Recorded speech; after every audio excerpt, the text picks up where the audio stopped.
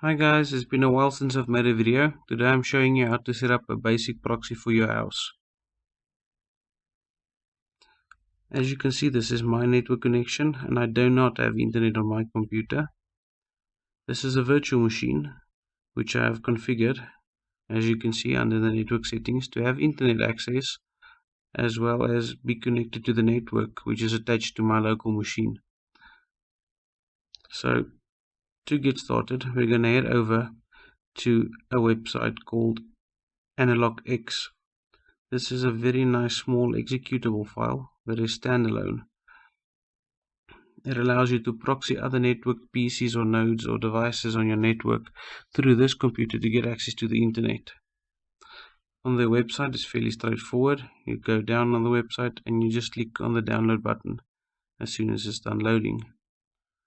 I'm going to go ahead and save this inside my downloads folder. There we go. It's good to make note, this application comes in very handy if you have a cell phone that you'd like to share tethering with, or you have a USB dongle that you'd like to connect to internet with. Many times in my house we have 3 or 4 people at the same time that like to use the internet, and there's only one stick available. Under the normal compatibility settings for the application, I'm turning on administrative rights. This allows the application to add the firewall rules during the installation.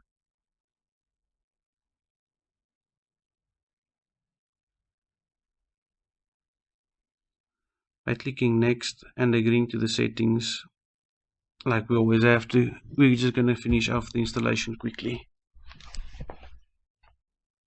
Just close the default web page it tries to open and untick documents and click finish. So before we start, I'm going to go to the original source of the files. Inside the proxy file you can see all the ports and services available in this executable.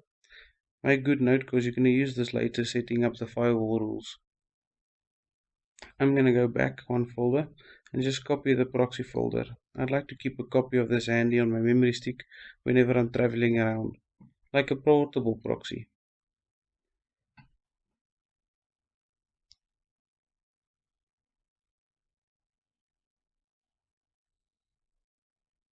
There we go.